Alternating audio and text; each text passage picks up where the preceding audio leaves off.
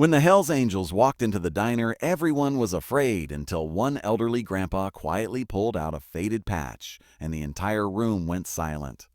The engines roared so loud the windows of the small-town diner in rural Ohio began to shake. It was a typical Sunday ride for the Hells Angels chapter passing through town. Leather jackets, heavy boots, hard faces. People inside felt quiet as the bikers lined up outside. Inside the diner, sitting alone in the corner booth, was an elderly grandpa named Walter.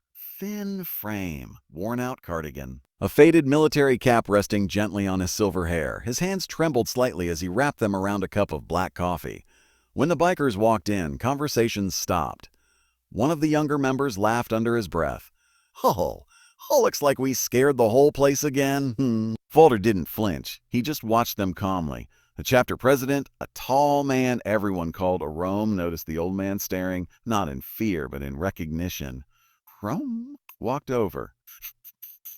"You got something to say, old-timer?" he asked, his voice firm but not cruel.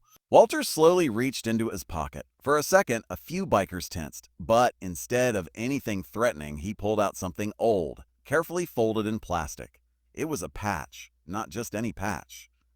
It was a Vietnam-era military motorcycle club patch, the kind worn by combat riders who escorted medics through active war zones. The stitching was faded, but the emblem was unmistakable. Rome froze. The diner grew even quieter. "You rode?" Rome asked softly. Walter nodded. 1969. Day Nang. "We escorted wounded boys under fire. Lost more brothers than I can count." One of the bikers behind Rome swallowed hard. Walter continued, voice steady but heavy.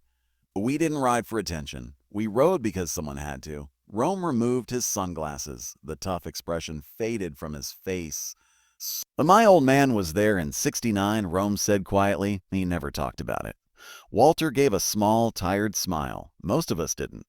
A long silence filled the room. Then something unexpected happened.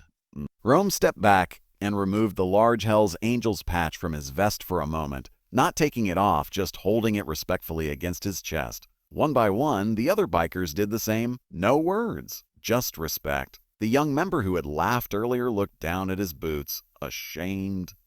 Rome pulled a chair and sat across from Walter. "A coffee's on us today," he said. "Anything else you want?" Walter chuckled softly. "Does good company." For the next hour, the diner that once felt tense became something else entirely. Stories were shared, not about fear, not about power, but about loyalty, brotherhood, loss. When it was time to leave, Rome stood up and extended his hand. Walter shook it firmly.